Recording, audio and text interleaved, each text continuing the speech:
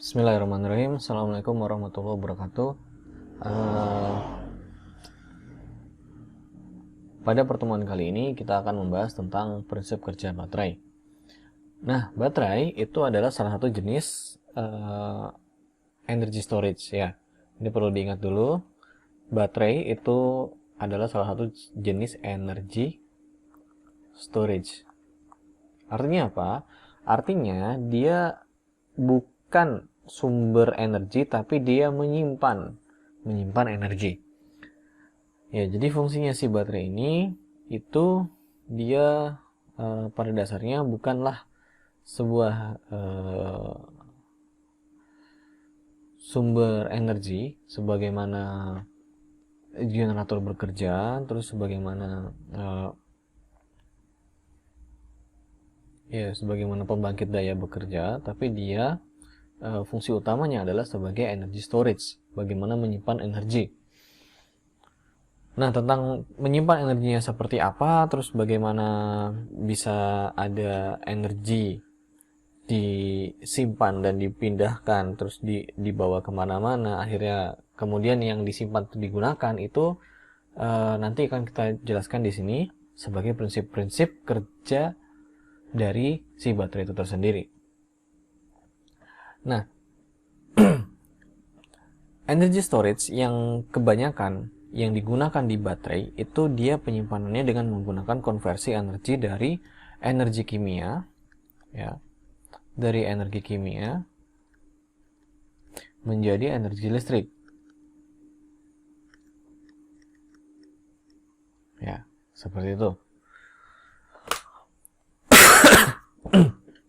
Dari energi kimia menjadi energi listrik.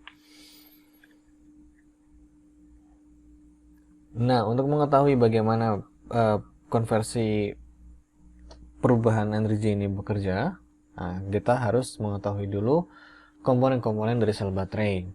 Di sini kita punya di sebelah kiri, yang ini itu kita punya yang ini kita punya kita punya sebuah sel baterai. Sebelah kiri ini kita punya sel baterai, ya, sel baterai ZnCu, ya, zinc.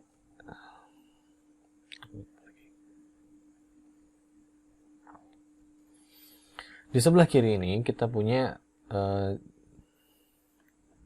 sel Daniel, ya, Daniel cell.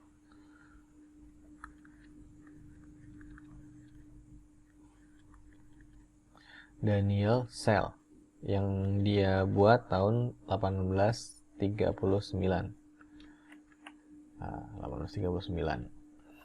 Nah, Daniel cell ini menceritakan bahwa sebenarnya komponen dasar dari baterai komponen dasar dari sebuah baterai itu pada awalnya ada elektroda, ya, elektroda. Nah, elektroda ini ada yang positif, ada yang negatif. Kalau di sini kita lihat, kita punya elektroda positif itu Cu, yang elektroda negatif itu adalah Zn. Nah, kemudian elektroda ini memiliki sebuah sistem elektroda dengan fluidanya, dengan elektrolitnya, ya. Jadi selain elektroda kita punya elektrolit juga. Yang fungsinya elektrolit ini dia untuk media transportasi, media tempat berpindahnya ion. Nah, dia bisa memindahkan ion, tapi dia tidak bisa memindahkan elektron. Ya, dia nggak bisa memindahkan elektron. Artinya dia electrical insulation. Electrical insulation. Ya, electrical insulation itu seperti karet, seperti, ya, dan lain-lain. Dia sifatnya tidak bisa menghantarkan listrik.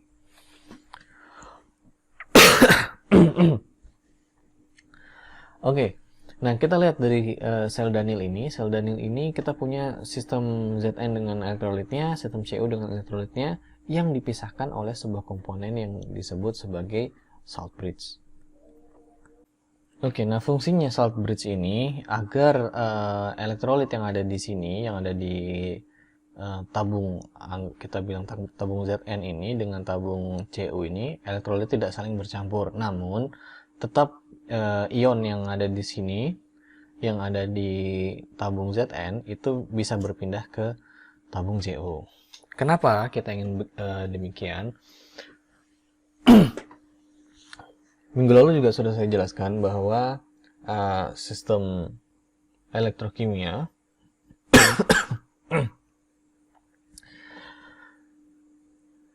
itu sangat erat dengan perpindahan ion dan perpindahan elektron.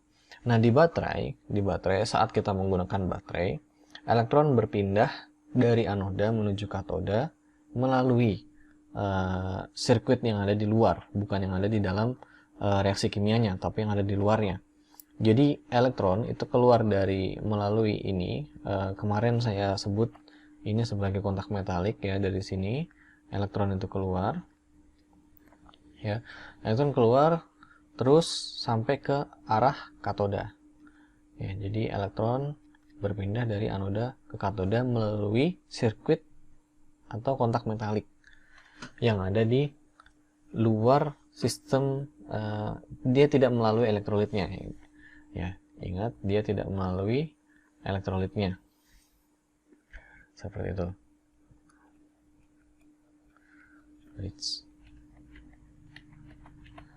Ya, dia tidak melalui elektrolitnya.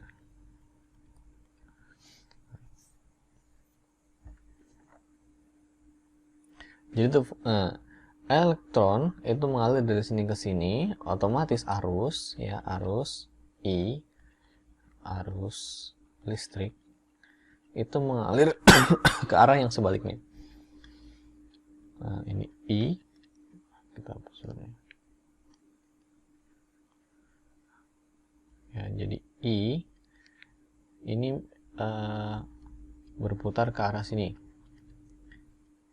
I itu berputar dari katoda menuju anoda melalui sirkuit yang luar. Tapi di sini jadi kita arus listrik yang ada di elektrokimia itu dia selalu searah ya. Dia termasuk jenis arus listrik DC. Jadi dia selalu searah. Nah, kita lihat aja dari perpindahan elektron ini, kalau arus itu mengarah dari katoda ke anoda ya, dari sini, dari elektroda positif menuju elektroda negatif, dia akan terus berputar seperti itu. Jadi arus itu putaran seperti ini. Seret, aduh. Ini. Ayo. Ya. Ini arus. Arus tuh muternya seperti itu. Jadi dari katoda menuju anoda. Nah, terus elektron kan berpindah dari sini ke sini. Terus si arus yang ada di sini lanjutnya gimana? Nah, arus ini akan mengikuti perpindahan ion. Ya, jadi arus akan mengikuti perpindahan ion. Ion berpindah dari sini, ya, dari elektroda Zn ini, si anoda ini, dia akan mengalami oksidasi yang menyebabkan dia kehilangan ionnya dan melepaskan elektron ya. Jadi dia si Zn ini, Zn itu kehilangan ionnya dia dan dia melepaskan elektron. Ion ini akan lepas ya, berikatan dengan NO3 di salt bridge-nya.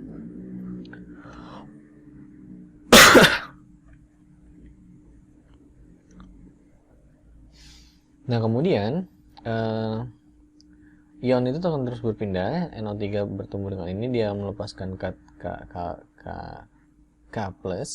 Nah, K plusnya akan bereaksi dengan elektrolit di sini, elektrolit yang ada di sini ya. Terus elektrolit yang ada di sini akan melepaskan Cu, di Cu-nya akan menempel di sini. Nah, proses perpindahan ion ini itu juga diikuti dengan arus listrik ya. Jadi arus listrik itu mengikuti perpindahan ion. Nah, jadi kalau kita punya gampangnya seperti ini, kita punya ini ada dua elektroda, ini ada elektrolit ya.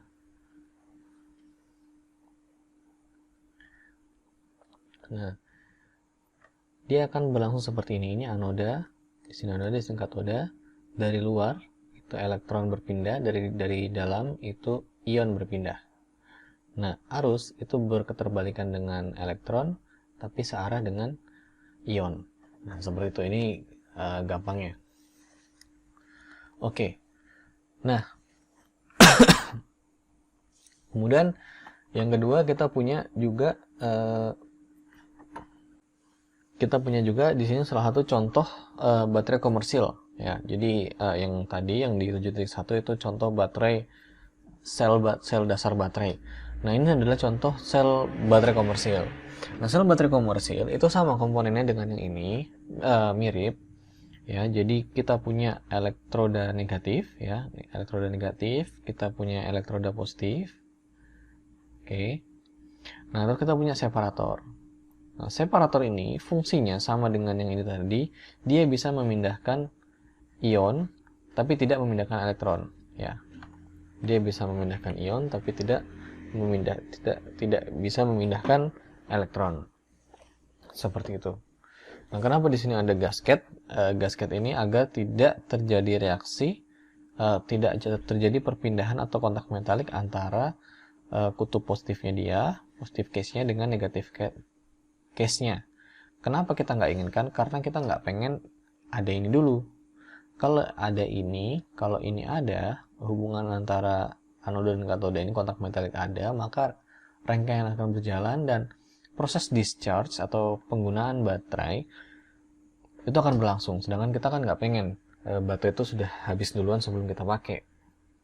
Gitu. Makanya ini harus dipisahkan antara casing si elektroda positif dan casing dari elektroda negatif. Seperti itu. Nah, ini adalah contoh perhitungan dasar untuk menghitung berapa potensial sebuah sel baterai. Kalau kita gunakan prinsip termodinamika yang sudah dibahas sebelum mid semester kemarin, maka kita punya persamaan ini ya. Persamaan ini kita sederhanakan untuk menghitung sebuah potensial, yaitu kita gunakan U sel atau V dari sel, sama juga terserah kita, karena di contoh kita ini menggunakan U, kita gunakan U dulu. U sel dari katoda kita tadi CU, jadi U CU, U0 ini artinya U dalam kondisi U theta, itu U yang sedang bekerja. Jadi ada U0 itu ketika kondisi standar. Nah, ini U theta, U ketika R sama ketika temperatur tertentu, artinya kondisinya tidak standar gitu ya. Nah, UCU dikurangi dengan UZN ya. Maka kita akan punya UCU itu 0,337 dikurangin min 0,763. Kita punya sebuah sel yang isinya 110 volt gitu. Nah, nanti dalam aplikasinya itu lanjutannya kalian bisa membahas bagaimana sebuah sel ini disusun, apakah dia disusun secara seri, disusun secara paralel, sehingga menghasilkan potensial yang lebih besar atau lebih kecil dari 1,1 volt ini dengan elektroda yang sama. Nah, kita gunakan CU dan ZN misalnya, terus kita rangkaikan dengan rangkaian yang lain, tapi nilainya untuk menghasilkan nilai yang lebih besar atau lebih kecil dari nilai ini. Seperti itu. Nah, untuk membedakan, biasanya elektroda yang mengalami oksidasi saat discharge, yang kita bedakan dulu ya, ada namanya discharge, ada namanya recharge. Discharge ini ketika kita menggunakan ini ketika kita ngecas, ketika kita ngecharge gitu ya. Nah, biasanya ketika discharge itu elektroda yang mengalami oksidasi itu kita sebut dia sebagai anoda. Biasanya posisinya di negatif. Anoda ya, ini dia mengalami oksidasi. Sedangkan di positif itu biasanya kita sebut sebagai katoda dan dia biasanya mengalami reduksi. Dilihat aja nanti dari reaksinya gitu. Nah, hal ini nanti akan sangat mempengaruhi ketika kita ngebahas tentang baterai yang bisa dicas ulang. Karena ketika dicas ulang, reaksinya itu akan berbalik. Jadi yang aslinya si anoda itu mengalami oksidasi, katoda mengalami reduksi, reaksinya dibalik. Gitu. Maka untuk menghilangkan kebingungan ketika kita nanti ngebahas baterai yang bisa di recharge, maka kita gunakan istilah elektroda positif dan elektroda negatif. Maka kita gunakan istilah elektroda positif dan elektroda negatif. Nah, sekarang kita balik lagi ke sini. Contoh,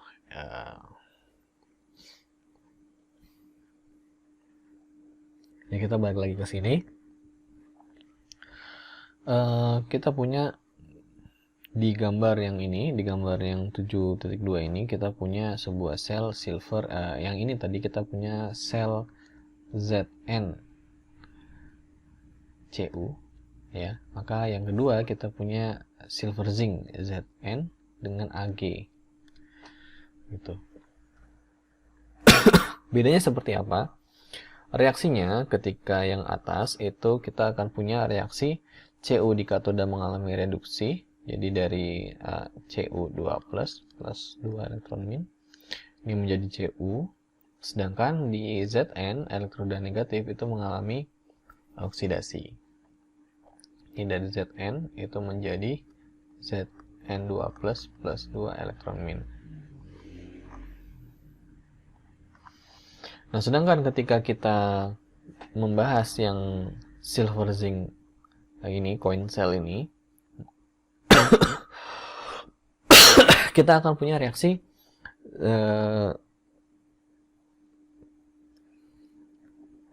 Zn plus Ag2O menjadi ZnO plus 2 Ag.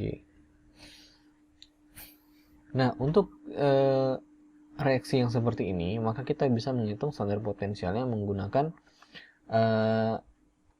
persamaan energi Gibbs. Yang rumusnya itu adalah U itu sama dengan minus delta G dibagi NF. Nah, maka nanti kita akan punya ketemu potensial dari Zn dan Ag ini adalah 1,591 volt. Seperti baterai yang kebanyakan kita punya, yaitu 1,5 volt. Gitu. Jadi selain kita bisa menggunakan ini potensial standar secara langsung, kita juga bisa menggunakan rumus delta G dan delta H nanti, seperti itu. Ya, jadi itu prinsip-prinsip dasar dan bagaimana menghitung potensial standar dari sebuah sel baterai. Jadi sel baterai itu seperti itu. Kemudian kita lanjut ke klasifikasi baterai. Nah, baterai itu kita terbagi menjadi dua, ada baterai primer dan ada baterai sekunder. Baterai primer itu biasanya baterai-baterai yang dia tidak bisa diisi lagi ketika dia hanya sekali pakai. Jadi begitu dipakai habis. Itu baterai-baterai biasa yang biasa kita temui dijual harganya murah, gitu kan, kita biasa pakai di remote AC, remote TV center dan lain-lain.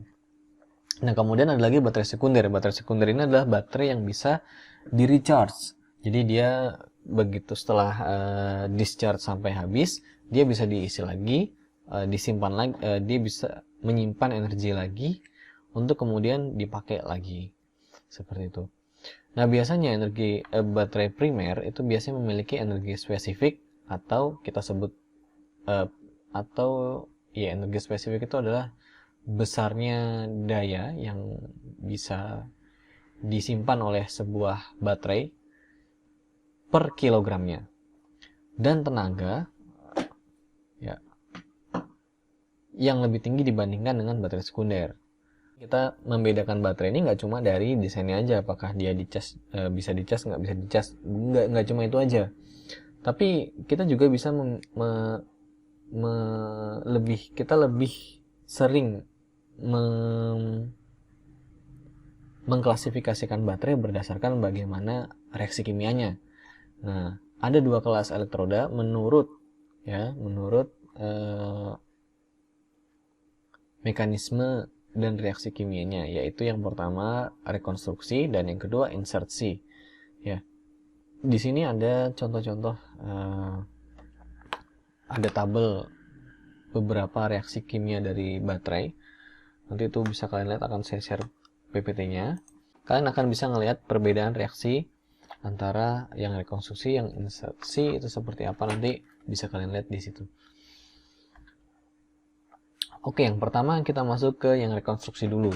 Jadi rekonstruksi ini ada dua, ada empat ya.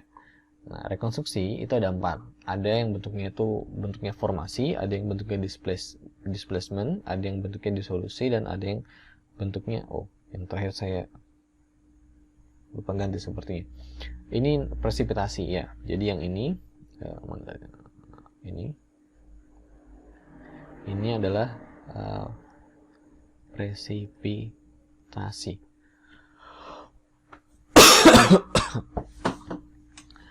Oke, presipitasi. Nah, kita masuk dulu ke yang pertama, formasi. Jadi formasi itu adalah bentuk penggabungan. Jadi dari kita punya unsur A dan unsur B atau elektroda di anoda dan katoda, itu ketika bereaksi dia bergabung. Contohnya di sini litium dengan SO2, dia menghasilkan Li2S2O4. Nah, ini dia bergabung gitu. Kemudian kita punya displacement. Ya, displacement ini fungsinya dia biasanya memindahkan sebuah unsur yang sudah berikatan. Contoh di sini Zn Ag2O, O-nya itu berpindah berikatan dengan Zn. Ya. Jadi Ag-nya sendiri, O-nya berikatan dengan Zn. Ya. Seperti itu. Ini displacement, jenis displacement. Nah, kemudian ada disolusi. Nah, disolusi dan presipitasi ini biasanya dia terdapat berbarengan. Jadi ada ya bareng-bareng di sebuah sel baterai itu ada disolusi, ada juga presipitasi. Nah, makanya biasanya presipitasi itu selalu mengikuti disolusi, atau disolusi itu nanti akan menghasilkan reaksi presipitasi. Kemudian contohnya itu seperti yang tadi kita lihat di sini ada litium. Nah, ketika litium ini terdisolusi menjadi Mz+ dan Ze+ ya, atau dia mengalami oksidasi. Ya, dia mengalami oksidasi, dia melepaskan elektron.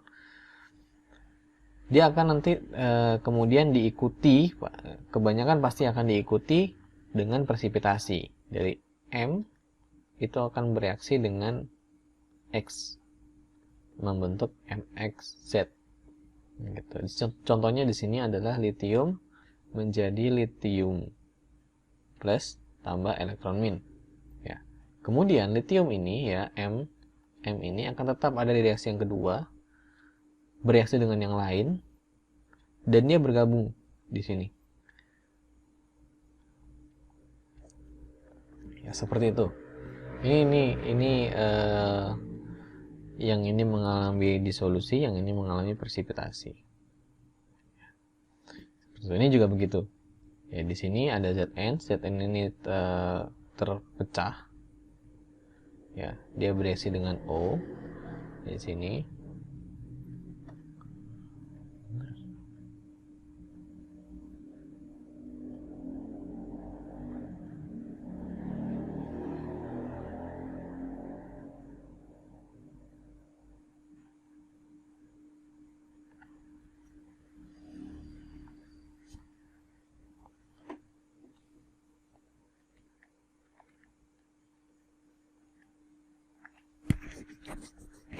Oke, ini contohnya saya salah ngambil kayaknya, ini ke copy dari sini, jadi udah nggak usah dihiraukan yang ini. Nah, jadi contoh dari disolusi dan presipitasi itu yang tadi saya jelaskan di atas, yang ini ya. Ini contoh disolusi dan presipitasi. Nah, kemudian ada sistem insersi. Nah, insersi insersi. Oke, sebentar. Dari sini dulu. Kita ngelihat ada perpindahan elektron ya. Jadi dari elektron yang ada di gini. Rekonstruksi dari reaksi rekonstruksi ini membangun sebuah sel baterai. Sel baterai itu kan bekerja berdasarkan perpindahan ion dan elektron yang dia memindahkan atau menghasilkan listrik, menghasilkan kerja listrik gitu kan. Jadi ion plus elektron ini, pergerakan ion dan elektron ini menghasilkan kerja listrik. Nah, tadi kita sudah bahas bahwa anoda dan katoda ya. Jadi elektron itu mengalir dari luar ya, elektron mengalir dari luar dan ion itu mengalir dari dalam atau melalui elektrolit gitu kan. Nah, anggap kita punya sebuah baterai. Baterai di sini lithium ya, lithium SO4. Jadi Li2S2O4 gitu ya. Nah, dari sini kita punya reaksi Li plus Li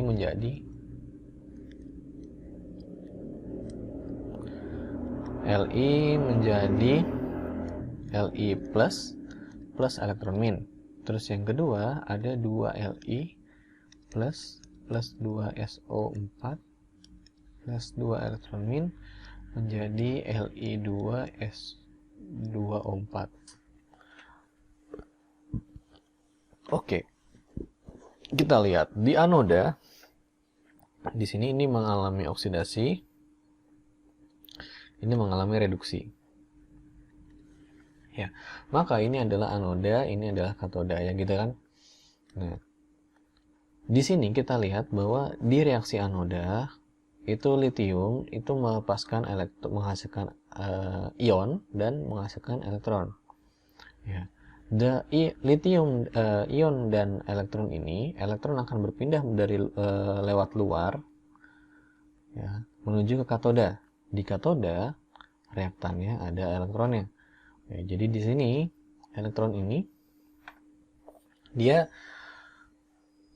digunakan untuk reaksi reduksinya. Nah, kemudian ion yang berpindah melalui elektrolit ini dari anoda menuju katoda itu adalah ion lithium plus ya. Di sini juga ada lithium plus di reaksi reduksi ini.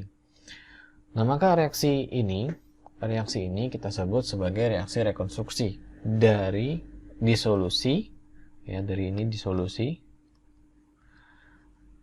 lithium menghasilkan ion lithium dan elektron ya. Dari reaksi disolusi ini menghasilkan ada reaksi presipitasi. Perlu diingat bahwa baterai ketika disimpan tadi, ketika baterai itu disimpan tadi di sini ya. Jadi bagian elektroda itu tidak terhubung secara kontak metalik. Ya, dia dipisahkan oleh gasket di sini ya. Jadi di gasket ini terpisah. Sorry, nggak kelihatan jadi ya. Oke, jadi ini terpisah. Ya, kontak antara si anoda dengan si katodanya itu terpisah. Terus apa yang terjadi? Maka si elektron ini belum bisa berpindah dari anoda menuju katoda. Sehingga reaksi ini belum berjalan. Nanti ketika si baterai kita tadi disambungkan ke elektronik ya, kita sambungkan ke elektronik di sini. Biasanya kan bentuknya kayak gini ya. Ya, anggap aja gitulah. Nah, kita sambungkan ke elektronik, maka kontak metalik baru terjadi melalui sirkuit yang di luar. Ya. Jadi melalui sirkuit yang di luar, elektron berpindah. Seperti itu. Jadi itu cara kerjanya baterai.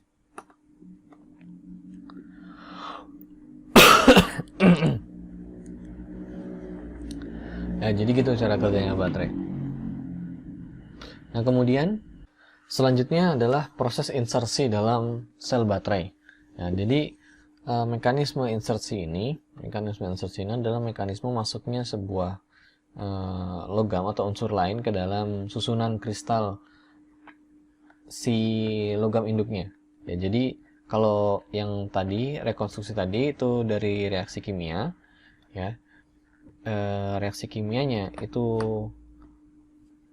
ada reaksi oksidasi dan reaksi reduksi, sedangkan kalau di insersi ini itu adalah masuknya unsur lain ke dalam sebuah susunan kristal. Jadi di sini kita punya susunan kristal titanium disulfid. Kita punya titanium disulfid. Titanium disulfid ini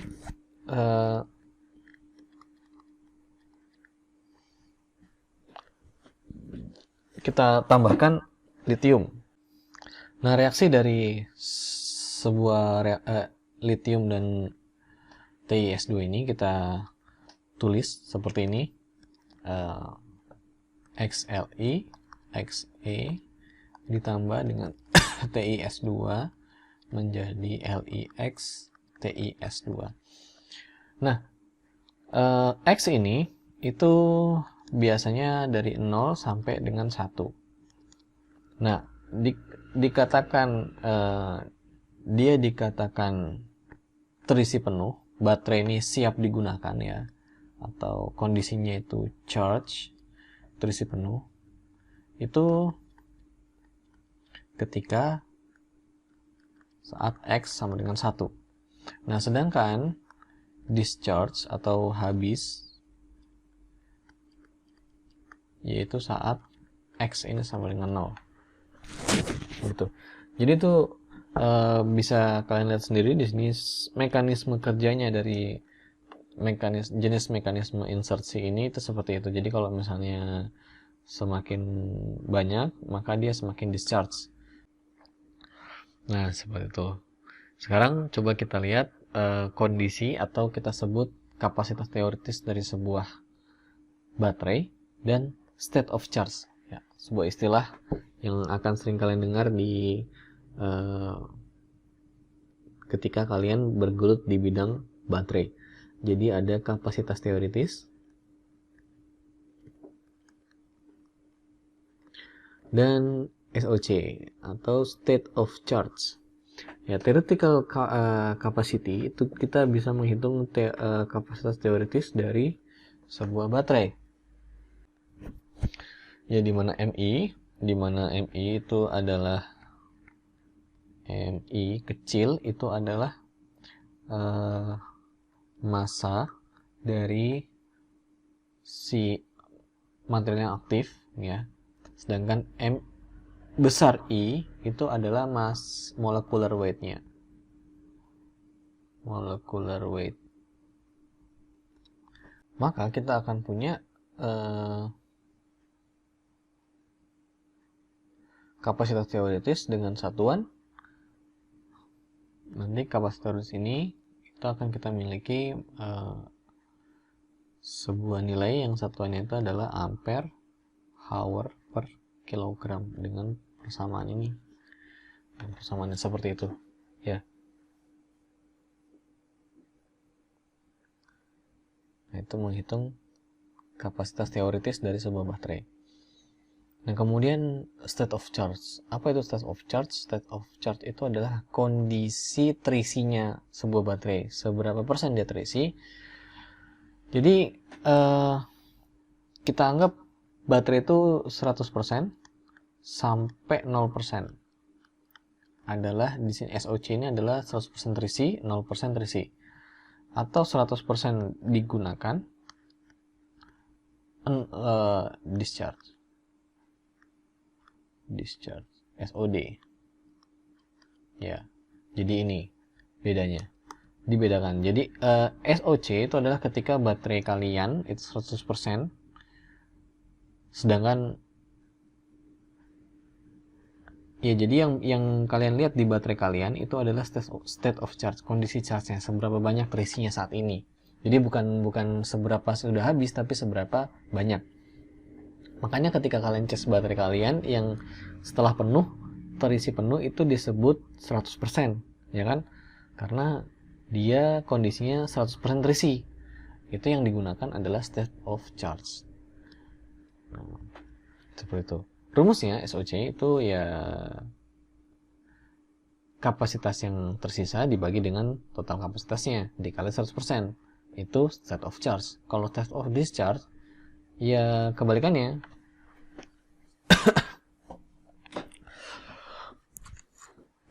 Berapa banyak yang sudah digunakan ya dibagi dengan berapa banyak total kapasitasnya dikali 100%, seperti itu. Nah, contoh kita punya di sini adalah state of charge dari perbandingan SOC dan SOD dari Zn AgO. Ya, jadi sel baterai Zn AgO itu punya persamaan Zn ditambah Ag2O menjadi ZnO plus 2Ag. Nah, seperti ini. Kita punya reaksi ini. Berarti kondisi awalnya si baterai itu akan memiliki Zn dengan AgO. Dan kondisi akhirnya dia akan memiliki ZnO dengan 2Ag. Ya, seperti itu. Nah, kita bisa lihat di gambar ini bahwa kondisi awalnya si baterai itu nah, Zn dan AgO. Semakin digunakan, maka akan terbentuk lapisan ZnO di sini. Nah, di sini lapisan Ag mulai terbentuk. Ya, lapisan Ag mulai terbentuk di sini. Di sini lapisan ZnO mulai terbentuk. Jadi sedikit-sedikit mulai terbentuk ini ZnO dengan 2Ag. Nah, kemudian seiring berjalannya waktu, state of charge semakin tinggi, state of charge semakin rendah dan state of discharge-nya semakin tinggi, maka ZnO ini semakin banyak. Ya, coba dilihat, lapisan ZnO-nya semakin lebar dan lapisan Ag-nya juga semakin lebar. ZnO dan Ag ini adalah produk dari reaksi ini, gitu kan?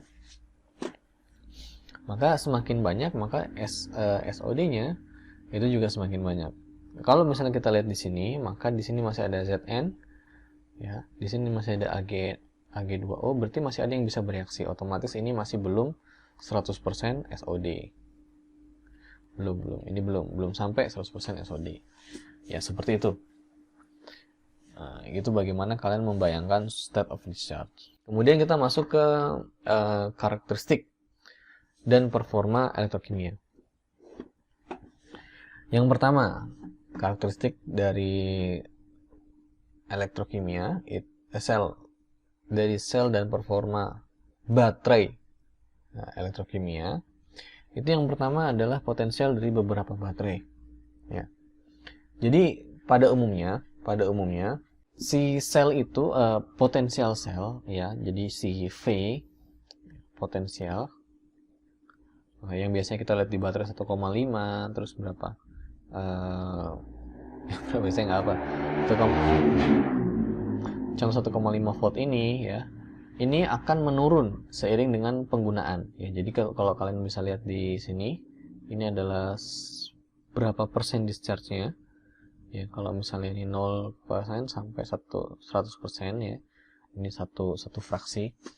Semakin ke kanan, semakin digunakan, maka dia akan semakin turun. Potensial ini akan semakin turun. Jadi kita lihat di sini ada ini live VO4. Ya, dia punya potensial sekian, ini 3, berapa ini? 1 2 3 4. 3,4. Ya, sekitaran itu. Ketika digunakan ini akan turun. Nah, seberapa datar dia yang ini itu menunjukkan kestabilan baterai yang cukup baik, yang sangat baik. Semakin datar semakin baik, begitu. Nah, pada titik kondisi tertentu dia akan mengalami penurunan secara drastis. Penurunan secara drastis ini itu menandakan baterainya biasanya telah habis. Ya, jadi baterainya itu sudah nggak bisa digunakan. Ya coba aja bayangkan kalau misalnya kalian butuh potensial komponen yang punya potensial 1,5 tapi baterai kalian kondisinya itu segini, kan nggak cukup. Oh, ini berapa sih? Butuhnya 3 volt, tapi ternyata baterai kalian setelah digunakan 90%, ya 9,0, 90% ini turun, ngedrop, maka setelah 90% dia sudah nggak bisa digunakan. Ya, seperti itu.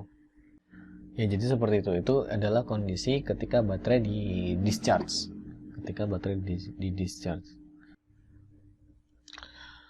Oke, nah kenapa kok penurunan potensial ini bisa terjadi?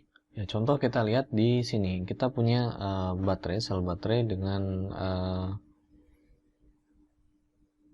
potensial elektroda negatif. Oh, sorry. Elektroda negatif dan negatif dan elektroda positif. Nah, seiring dengan kondisi tadi, kita lihat di sini tadi sudah kita bahas bahwa ketika dia itu 1, nah, ketika itu X sama dengan 1, maka dia charge. Ketika X sama dengan 0, maka dia discharge.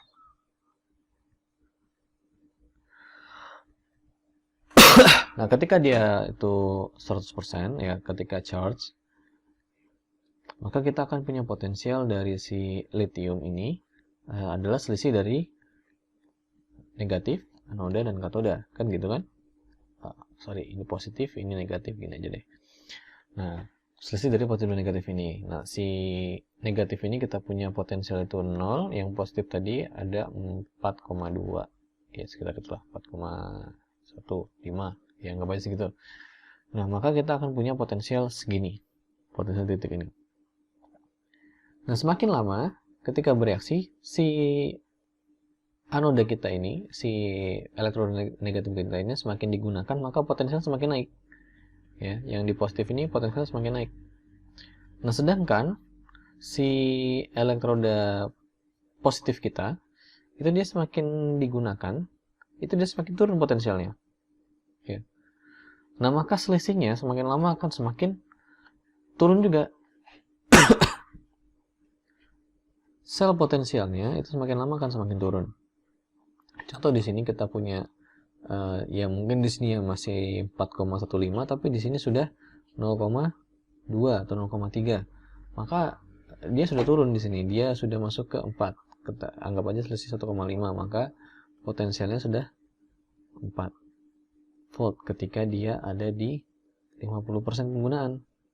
Nah, maka semakin lama digunakan, semakin sering digunakan, maka potensial itu akan semakin turun sampai di titik di mana potensial itu dianggap habis. Ya. Sampai di titik di mana potensial dianggap habis. Yang itu biasanya kita sebut sebagai cut off voltage. Akan kita bahas setelah ini. Gitu ya. Jadi itu itulah kenapa si potensial sebuah baterai ini semakin digunakan bisa semakin turun, karena dari reaksinya sendiri semakin dia digunakan, ini reaksi insersi ya, di sini reaksi insersi, semakin digunakan yang tadi ini semakin bertambah X-nya, semakin bertambah dari 0 menjadi 1, maka semakin potensial di sini itu naik. Sedangkan kalau di sini dia semakin turun yang di potensial.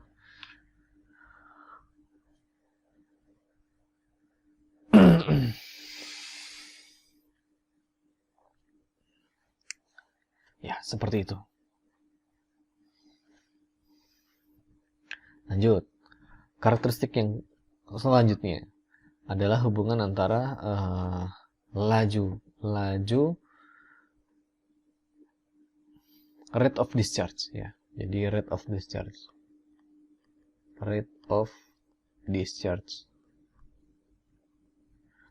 ini adalah laju penggunaan baterai. Ya, laju penggunaan baterai ini itu kalian sering melihat kalau ya kadang kalian pakai baterai HP kalian, kalau kalian nggak pakai itu bisa tahan sampai seharian. Kadang kalau dipakai main game bisa ya cuma tahan 3 jam 4 jam, itu kalau misalnya bagus. Kadang-kadang ada juga yang 1 jam sudah habis kan gitu kan. Maka baterai itu akan mengalami beban yang berbeda-beda. Yang satu dia dengan laju penggunaan yang sangat tinggi, yang satu dengan laju penggunaan yang sangat rendah gitu.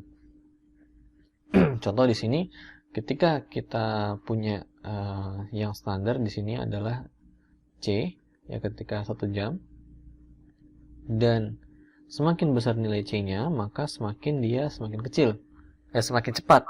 Sedangkan semakin kecil C-nya maka dia semakin lambat, gitu kan? Nah, semakin lambat C-nya maka semakin besar C-nya maka potensial ini akan menurun dengan sangat cepat, ya, dengan sangat cepat. Kalau kita di sini ngomongin kapasitas dari 0 sampai 1, ya, dari 0 sampai 1, maka dia itu adalah kondisi state of discharge, ya. Masih, oh ini dia. Ini adalah SOD-nya.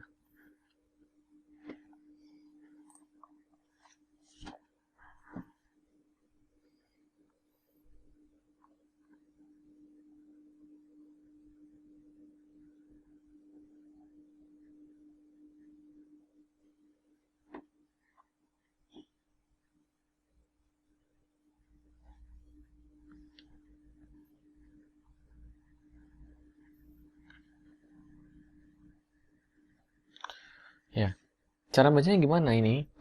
Tabel karakteristik ini, cara bacanya gini. Kalau kalian punya baterai, ya, baterai yang dia dicas kondisinya awalnya ini adalah kondisi 100% ini dia. Kondisi 100% dia. Kondisi 90% lah ya. Nah, ketika baterai itu digunakan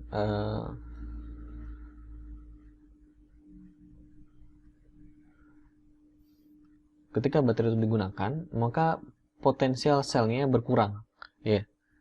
Ketika discharge, maka yang terjadi adalah voltage itu menurun, ya. Voltage menurun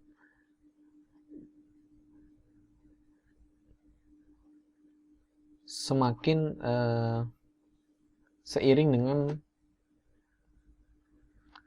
dengan peningkatan arus, ya. Jadi semakin banyak arus yang mengalir, semakin besar arusnya, maka voltage akan semakin turun, seperti itu. Nah, pengaruhnya apa? Dipengaruhi oleh apa? Dipengaruhi oleh yang namanya polarisasi. Polarisasi itu apa? Polarisasi itu adalah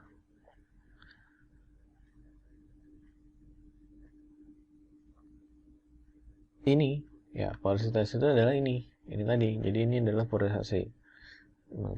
Nah, ini adalah polarisasi. Jadi polarisasi itu adalah ketika kita punya elektroda positif dan elektroda negatif, itu punya potensial aslinya segini dan segini, dia akan mengalami polarisasi, perubahan. Ya, perubahan dari kondisi normalnya dia yang aslinya itu dia di sini beda potensialnya adalah ini dan ini. Semakin lama maka dia akan semakin turun, yang ini semakin turun, yang ini semakin naik, sel potensialnya semakin turun, gitu.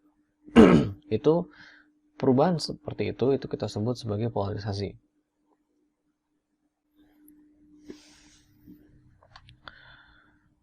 Nah, polarisasi ini dipengaruhi oleh apa saja? Polarisasi ini dipengaruhi oleh ada 3 hal. Ya, yang pertama adalah polarisasi itu bisa dipengaruhi oleh 3 hal. Ya. Yang pertama itu dari efek Ohm, ya. Ohmic effect, terus ada kinetic effect, sama ada concentration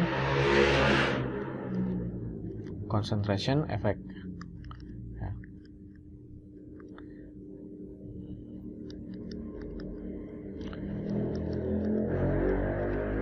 Ya, jadi ada 3 pengaruh ini. Oke, yang pertama kita bahas dulu. Oke, yang pertama Oke, yang pertama kita bahas dulu polarisasi yang diakibatkan oleh ohmic effect. Nah, pada baterai yang sudah didesain dengan baik pun kekurangan atau kehilangan energi yang diakibatkan oleh ohmic effect ini juga tetap terjadi. Ohmic effect ini terjadi akibat tahanan dari elektrolit. Nah, elektrolit resisten atau elektrolit resisten dari porus. Jadi ohmic effect ini diakibatkan oleh resisten dari elektrolit atau dari tahanan si separatornya. Ya, contohnya si baterai kita yang tadi, si baterai ZNAG tadi, silver zinc tadi, yang kayak koin itu dia kan ada separator. Nah, separator itu punya tahanan.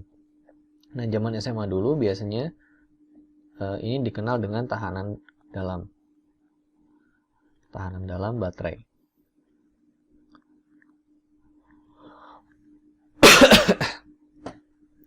Nah, hukum Ohm itu bisa diaplikasikan untuk elektrolit yang tidak memiliki gradien konsentrasi. Jadi konsentrasinya seragam di seluruh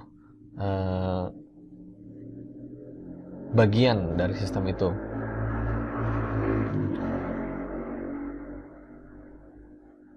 Nah, dari hukum Ohm itu kita akan mendapatkan persamaan potensial dropnya, penurunan potensialnya itu sama dengan I dikurangin min K D. Ya, yang ini yang menunjukkan bahwa semakin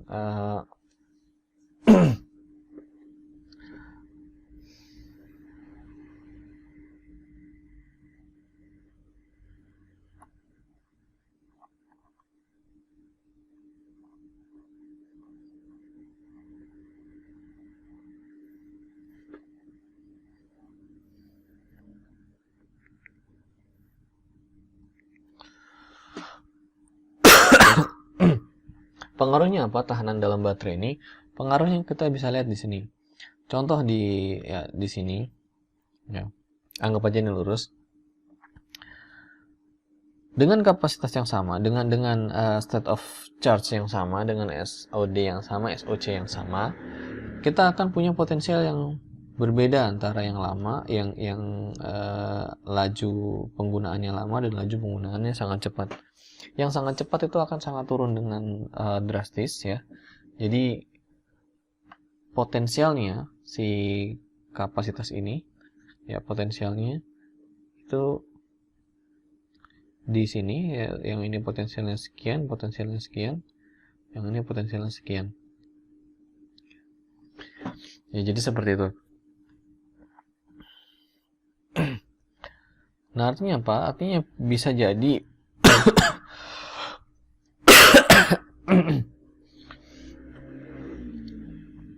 nah, bisa jadi baterai kalian yang sudah kalian cas susah payah sampai 100% itu hanya terpakai berapa nih? 40% aja dia udah habis. Gitu. Jadi kayak efisiensinya ya yang asli harusnya dia bisa dipakai sampai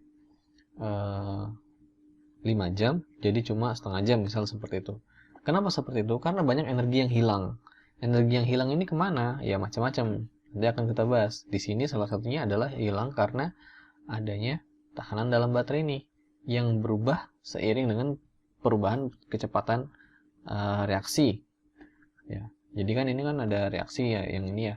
Ini kan ada reaksi, tadi ada reaksi insersi, ada reaksi rekonstruksi, ya. Semakin cepat reaksinya, semakin cepat reaksinya, maka akan mempengaruhi elektrolitnya.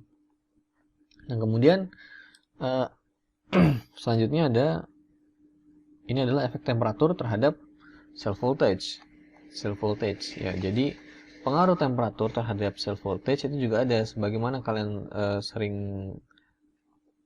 make ya, sering ngecas HP, di HP dicas sambil dipakai, itu biasanya temperatur baterainya panas kan gitu ya.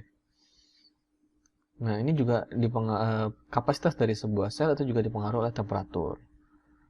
Pada umumnya, pengaruh temperatur terhadap termodinamik potensial itu kecil ya. Apalagi pada temperatur yang tinggi itu bisa mengurangi polarisasi Ohm, polarisasi konsentrasi sama polarisasi kinetik. Ya, jadi tiga-tiganya ini bisa berkurang kalau misalnya temperatur tinggi. Nah, sehingga semakin temperatur naik, maka potensial selnya juga naik dan kapasitasnya naik gitu. Makanya ya pada dasarnya ya sebenarnya secara teori semakin panas baterainya, bukan semakin panas baterainya ya. Ya kalau baterai itu agak panas, maka potensial selnya naik dan kapasitasnya naik. Gitu. Ini bisa dilihat di sini. Semakin tinggi temperaturnya, maka kapasitasnya semakin naik. Kapasitasnya semakin naik ya. Kalau kita lihat di potensial 2,8 misalnya, kalau yang 0 derajat itu sekian ya. Kalau 25 derajat segini, 40 derajat segini, semakin naik. Kalau yang di kapasitas juga gitu, semakin di kapasitas yang sama, temperatur semakin naik, maka potensial semakin naik. Apakah ini bagus? Ya bagus sebenarnya, tapi nggak gitu juga, nggak cuma itu yang harus kita pertimbangkan.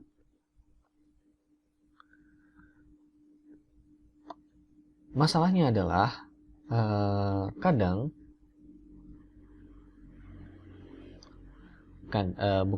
kebanyakan lebih sering akan terjadi yang namanya self discharge.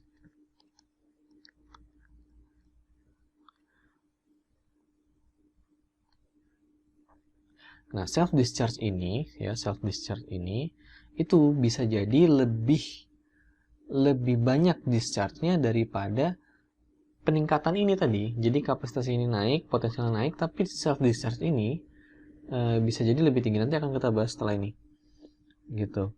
Makanya kadang-kadang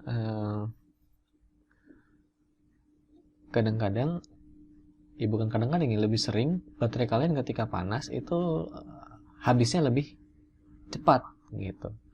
Nah, ini akan kalian temui lebih banyak akan kalian temui di baterai-baterai yang di charge. Kenapa? Ya nanti akan kita bahas saat kita membahas self discharge. Nah, untuk saat ini kita perlu menggarisbawahi bahwa temperatur ini biasanya masalahnya itu bukan dari performanya, tapi dari umur. Ya, dari umur si baterainya. Jadi lawan ini nanti adalah umur baterai. Umur baterai. Juga akan kita bahas setelah ini.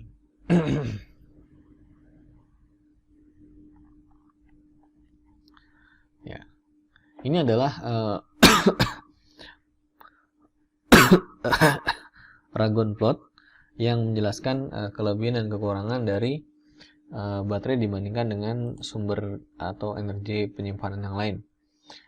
Ya, spesifik energi dari masing-masing dari baterai juga ditunjukkan di sini.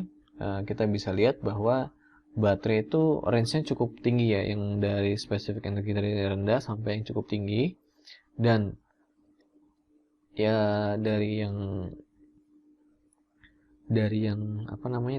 dia cuma 1 jam 6 menit, 1 jam sampai yang dia 100 jam juga ada ya, untuk baterai ya gitu.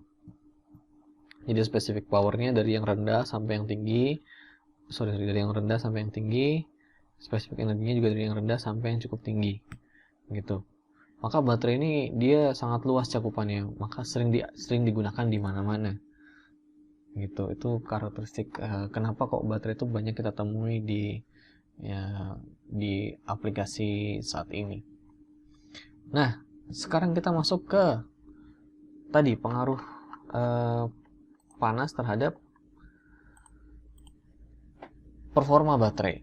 Ya, di sini ya pengaruh temperatur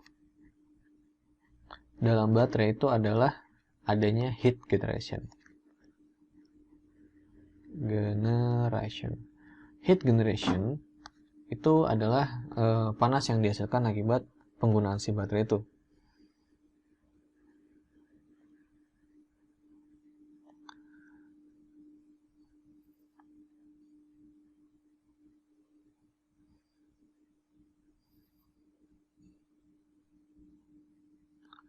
Ya. Kenapa kok penting sekali heat generation ini? Karena ya walaupun tadi walaupun heat generation ya, jadi panas yang dihasilkan oleh si baterai ini rendah ya, kalian megang baterai kan nggak sampai yang panas sampai kebakar gitu kan, nggak ya. Panas yang dihasilkan oleh baterai ini rendah, tapi adanya polarisasi atau pengaruhnya terhadap tahanan dari si baterai itu sensitif sekali, jadi cukup tinggi ya. Nah, ini bisa kita lihat di gambar kita, gambar ini tadi ya, gambar kita ini ya. Jadi untuk state of this ya, semakin ini semakin rendah ya, semakin ini semakin tinggi ya. Jadi kita bisa lihat bahwa ini adalah yang putus-putus ini adalah charge, ini adalah discharge, discharge. Oke. Nah, coba kita lihat. Kalau misalnya kita bandingkan yang rendah dulu, yang rendah dulu, yang sama aja lah, yang sebanding aja lah. 4C sama 4C. Nah, semakin cepat, gini aja deh. Semakin cepat, jadi yang ini sama yang ini ya, 2,4. Semakin cepat, maka heat generation-nya juga semakin tinggi. Ya, dengan potensi yang sama, ini heatnya lumayan nih, naik 2 kali lipat. Ya, padahal dia meningkatnya juga nggak 2 kali lipat banget gitu. Heat generation yang dihasilkan, panas yang dihasilkan tuh 2 kali lebih banyak dibandingkan dengan laju discharge yang lebih rendah. Dibandingkan dengan itu, dia meningkatnya drastis gitu. Saat charging juga sama, jika dibandingkan, tinggi sekali ini loncatan heatnya. Nah, loncatan heat ini itu akan tadi mempengaruhi thermal resistance dari si baterai itu. Nah, kalau misalnya thermal resistance tinggi, maka performanya juga turun. Karena apa? Karena tadi ada tahanan dalam baterai gitu.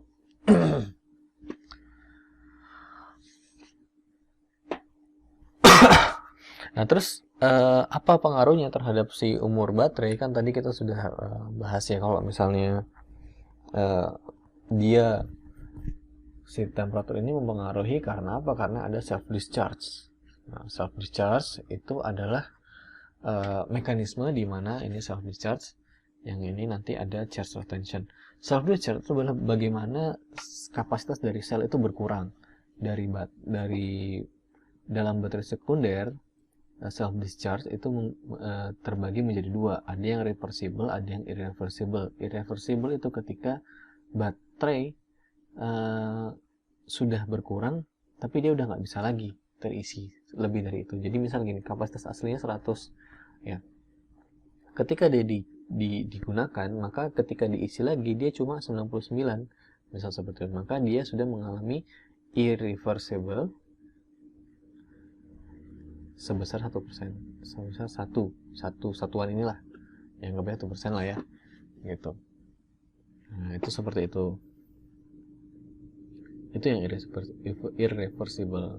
Sedangkan yang reversible ketika digunakan terus dicas lagi 100 lagi. Nah, seperti itu gitu. Nah, terus yang kedua ada lagi cell retention ya. Cell retention ini adalah charge retention.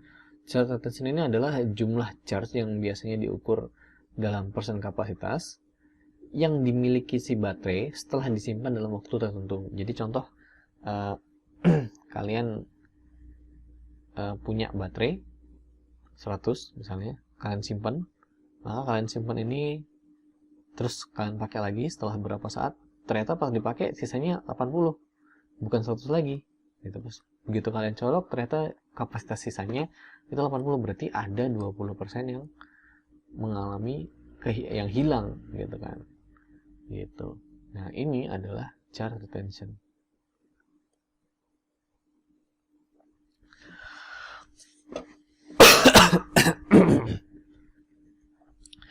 Nah, self discharge itu biasanya terjadi akibat 3 hal ya. Yang pertama, internal shorts, jadi ada koneksi nggak sengaja terkoneksi di dalam konslet ya, konslet secara ringan, jadi nggak secara besar sampai meledak gitu, nggak, tapi secara ringan aja, sehingga adanya arus yang mengalir di dalam rangkaian baterai ya. Jadi misal ada baterai tadi di dalam sini ada, ini kan harusnya reaksi apa, arus mengalir di luar sini ya, tapi di dalam sini ternyata ada arus juga, itu kecil, tapi akibat adanya akibat adanya shorts seperti itu. Yang kedua adalah shuttle mechanism. Shuttle mechanism itu terjadi ketika ada dua sel yang dia terpisah oleh sebuah separator ya. Jadi aslinya kan yang ada di sini dengan yang ada di sini itu kan nggak bereaksi ya. Tapi masalahnya di sini itu ada kesalahan desain yang menyebabkan elektrolit yang ada di sini atau elektroda yang ada di sini dia bereaksi dengan si separator ini. Reaksi ini mengakibatkan adanya menghasilkan produk di sini. Terus kenapa kalau ada reaksi? Kalau ada reaksi otomatis ada reaktan dari elektroda atau elektrolit yang ada di sebelah sini digunakan ke sini. Kalau digunakan, maka aslinya yang kita punya bahan, misalnya kita mau bikin kita mau bikin pentol bakso, misalnya kita bikin bakso ada 100 biji ya, mau dipakai gitu kan, tapi ternyata 5 biji udah dimakan sama yang ini gitu kan, maka sisa 95. Ini pengurangan ini yang namanya self discharge. Jadi secara internal kapasitasnya udah berkurang sendiri gitu. Sama seperti short tadi itu juga gitu, karena ada short akibatnya ada arus listrik yang mengalir. Kalau ada arus listrik yang mengalir, maka akan terjadi reaksi, padahal reaksi itu kita inginkan menghasilkan listrik yang dipakai di luar sini, tapi malah dipakai di dalam sini. Menghasilkan apa? Menghasilkan panas. Biasanya panasnya kecil, bisa nggak begitu banyak. Nah, yang terakhir adalah korosi. Korosi ini adalah reaksi juga. Nah, kalau reaksi sistemnya sama seperti yang ini, cuma bedanya korosi ini terjadi dengan lingkungan. Elektroda ini bisa bereaksi dengan lingkungan, atau dia bisa menahan interface antara cap tadi. Kalau misalnya kita punya ada elektroda di sini ada casingnya. Nah, casingnya terkorosi, itu akan mengakibatkan tahanan di sini. Ya, ada resistivitas, ada R tambahan. R naik. Kalau R naik, otomatis tahanannya naik, maka dia efisiensinya akan berkurang gitu. Jadi baterai-baterai kalian yang karat tentu masih bisa dipakai, cuma ya berkurang aja performanya gitu. Nah, yang terakhir adalah capacity fade. Capacity fade ini adalah yang sering kalian temui di laptop-laptop kalian yang sudah berumur ya. Baterai yang bisa dicas ulang itu biasanya mengalami degradasi seiring berjalannya waktu gitu kan. Dalam beberapa kasus gitu yang aslinya dia bisa bertahan sampai 5 jam gitu setelah 2 tahun penggunaan, setelah 3 tahun penggunaan, atau setelah 1,5 tahun penggunaan dia sudah bisa berkurang tinggal 1 jam, tinggal setengah jam. Kadang ada yang sampai begitu dicabut chargernya langsung mati laptopnya, otomatis itu sudah baterainya sudah sama sekali nggak berfungsi gitu kan, atau sudah di bawah batas minimum performanya dia gitu. Nah, maka kita kenal dengan yang namanya capacity fade. Apa itu capacity fade? Capacity fade itu adalah ketika baterai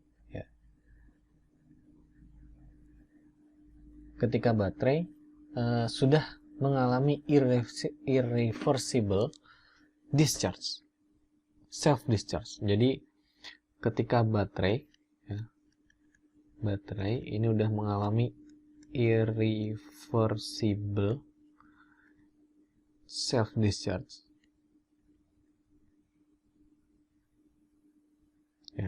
Discharge. Ini bisa terjadi karena self discharge, bisa terjadi karena discharge. Bedanya apa? Kalau self discharge itu ketika belum digunakan, discharge itu ketika digunakan. Gitu. Nah, di sini ada gambar 7.12 itu menunjukkan seiring berkali-kali dipakai sekali cycle tuh ya berarti habis diisi lagi sekali cycle itu seperti itu. Jadi kita kalau misalnya lihat biasanya baterai itu dikatakan sudah nggak bisa digunakan ketika dia sudah habis 80% dari sisa ketika baterai itu sudah kehilangan 80% dari kapasitas teoritisnya. Capacity. Jadi ketika baterai itu sudah kehilangan 80% dari theoretical capacity-nya, maka baterai itu sudah dikatakan tidak bekerja dengan sangat baik. Tidak bekerja dengan baik gitu ya. Nah, seiring cycle-nya meningkat, kapasitas baterainya juga semakin menurun. Ya. Seperti itu. Hal ini terjadi gara-gara apa? Terjadi sistemnya sama seperti yang ini tadi. Ya, sama seperti yang ini tadi, seperti self discharge tadi. Self discharge tapi yang sifatnya irreversible. Jadi sudah hilang sama sekali, sudah nggak bisa dipakai lagi. Hal ini bisa terjadi gara-gara apa? Nah, ya ini tentunya cuma bisa terjadi ketika kita ngomongin baterai sekunder ya, karena kan dicas ulang ya. Nah, jadi si baterai yang rechargeable ini kan ada yang dia berpindah-pindah tadi, kayak misalnya yang insersi tadi ada TiS2 jadi Li X TiS2 gitu kan. Jadi ada Li yang dia bisa keluar dan masuk gitu kan, yang bisa masuk dan keluar. Nah, anggap aja ini 0 sampai 1 kan gitu kan. Semakin banyak yang terisi semakin dia 0, kalau semakin banyak yang isi 1 gitu kan.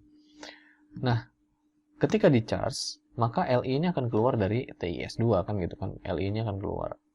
Nah, tapi ketika Li itu sudah padat di sini, sudah apa istilahnya, sudah settle di sana dan nggak bisa keluar lagi, ya, maka dia akan mengalami yang aslinya Li ini yang tersedia, Li ini misalnya ada 100 gitu kan, dia masuk 100 keluar 100 gitu kan. Ketika dia discharge dia akan masuk sampai 100. Nah, ketika di charge dia akan keluar sampai 100 kan gitu. Tapi ketika sudah mengalami irreversible tadi, nah dia masuk 100 ya. Ketika di charge dia cuma bisa keluar 95 misalnya. Yang 5 sudah di sini doang. Dia nggak bisa kemana-mana lagi misalnya. Akibat apa? Akibat ya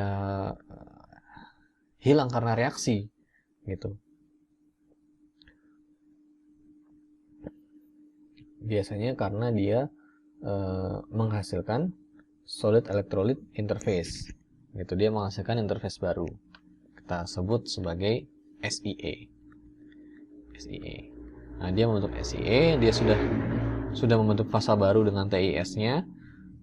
Nah, maka dia sudah stabil di sana, dia udah nggak bisa bereaksi lagi gitu.